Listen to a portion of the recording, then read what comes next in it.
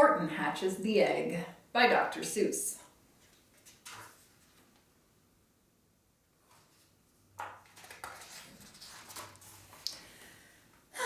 Sighed Maisie the lazy bird, hatching an egg. I'm tired and I'm bored and I've kinks in my leg from sitting, just sitting here day after day. It's work. How I hate it. I'd much rather play. I'd take a vacation, fly off for a rest, if I could find someone to stay on my nest. If I could find someone, I'd fly away free. Then Horton, the elephant, passed by her tree. "Hello," called the lazy bird, smiling her best. "You've nothing to do, and I do need a rest. Would you like to sit on the egg in my nest?" The elephant laughed. "Why, of all silly things, I haven't feathers and I haven't wings. Me on your egg? Why, that doesn't make sense. Your egg is so small, and I'm so immense." "Tut, tut," answered Maisie. "I know you're not small, but I'm sure you can do it, no trouble at all. Just sit on it softly. You're gentle and kind. Come, be a good fellow. I know you won't mind." "I can't," said the elephant. "Please," begged the bird. "I won't be gone long, sir. I give you my word. I'll hurry right back, while I'll never be missed." "Very well," said the elephant, "since you insist. You want a vacation, go fly off and take it. I'll sit on your egg, and I'll try not to break it. I'll stay and be faithful. I mean what I say." "Toodaloo!" sang out Maisie, and fluttered away.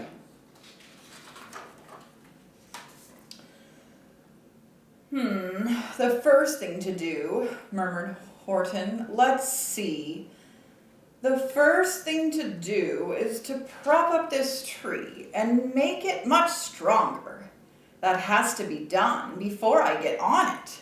I must weigh a ton." Then carefully, tenderly, gently he crept up the trunk to the nest where the little egg slept. Then Horton the elephant smiled. "Now that's that." And he sat, and he sat, and he sat, and he sat. And he sat all that day and kept the egg warm, and he sat all that night through a terrible storm. It poured and it lightened, it thundered, it rumbled. "This isn't much fun," the poor elephant grumbled. "I wish she'd come back, 'cause I'm cold and I'm wet. I hope that Maisie bird doesn't forget." But Maisie by this time was far beyond reach, enjoying the sunshine way off in Palm Beach, and having such fun, such a wonderful rest, decided she'd never go back to her nest. So Horton kept sitting there day after day, and soon it was autumn, the leaves blew away, and then came the winter, the snow and the sleet, and icicles hung from his trunk and his feet. But Horton kept sitting and said with a sneeze, "I'll stay on this egg and I won't let it freeze.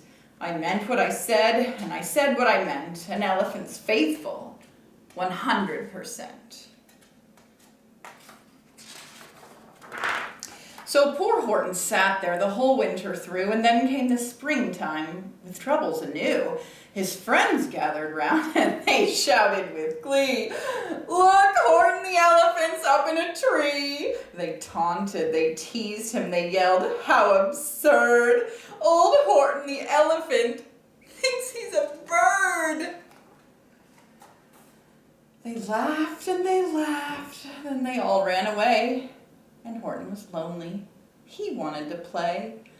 But he sat on the egg and continued to say, "I meant what I said, and I said what I meant.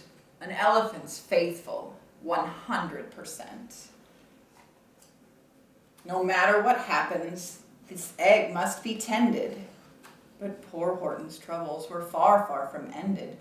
For while Horton sat there, so faithful, so kind, 3 hunters came sneaking up softly behind. He heard the men's footsteps. He turned with a start. 3 rifles were aiming right straight at his heart. Did he run? He did not. Horton stayed on that nest. He held his head high and threw out his chest, and he looked at the hunters as much as to say, "Shoot if you must, but I won't run away. I meant what I said, and I said what I meant. An elephant's faithful 100%. But the men didn't shoot, much to Horton's surprise. They dropped their 3 guns, and they stared with wide eyes. "Look," they all shouted. "Can such a thing be? An elephant sitting on top of a tree? It's strange, it's amazing, it's wonderful news. Don't shoot him. We'll catch him. That's just what we'll do. Let's take him alive. Why, he's terribly funny. We'll sell him back home to a circus for money." And the first thing he knew, they had built a big wagon with the ropes on the front for the pullers to drag on. They dug up his tree and they put it inside, with Horton so sad that he practically cried. "We're off!" the men shouted, and off they all went, with Horton unhappy 100%. Up out of the jungle, up into the sky, up over the mountains 10,000 feet high, then down the mountains and down to the sea went the cart with the elephant egg, nest, and tree.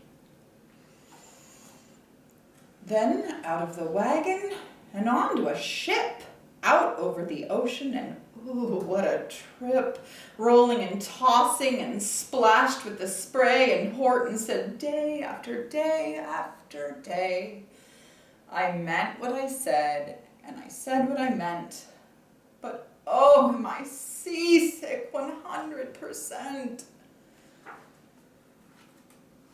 After bobbing around for 2 weeks like a cork, they landed at last in the town of New York. "All ashore!" the men shouted, and down with a lurch went Horton the elephant, still on his perch, tied onto a board that could just scarcely hold him. Bump! Horton landed, and then the men sold him. Sold to a circus, then week after week they showed him to people at 10 cents a peek.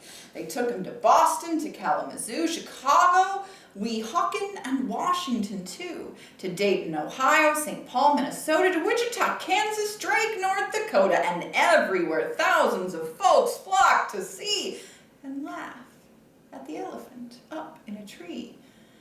Poor Horton grew sadder the farther he went, but he said as he sat in the hot, noisy tent, "I meant what I said, and I said what I meant. An elephant's faithful 100%. Then, one day, a circus show happened to reach a town way down south, not so far from Palm Beach.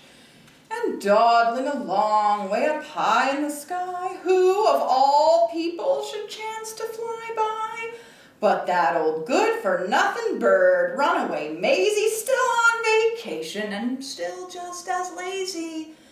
And spying the flags and the tents just below, she sang out, "What fun! Why, I'll go to the show." And she swooped from the clouds through an open tent door. "Good gracious," gasped Maisie, "I've seen you before." Poor Horton looked up with his face white as chalk. He started to speak, but before he could talk, there rang out the noisiest ear-splitting squeaks from the egg that he'd sat on for 51 weeks. a thumping, a bumping, a wild, alive scratching. "My egg!" shouted Horton. "My egg! Why, it's hatching!" "But it's mine!" screamed the bird when she heard the egg crack. The work was all done. Now she wanted it back. "Get off of my nest and get out of my tree! It's my egg," she sputtered. "You stole it from me." Poor Horton backed down with a sad, heavy heart. But at that very instant, the egg burst apart, and out of the pieces of red and white shell from the egg that he'd sat on so long and so well, Horton the elephant saw something whiz. It had ears and a tail and a trunk, just like his. And the people came shouting, "What's all this about?" They looked and they stared with their eyes popping out. Then they cheered and they cheered and they cheered more and more. They'd never seen anything like this before. "My goodness, my gracious," they shouted. "My word, it's something brand new. It's an elephant bird. And it should be. It should be. It should be like that because Horton was faithful. He sat and he sat. He meant what he said, and he said what he meant. And they sent him home happy, 100%.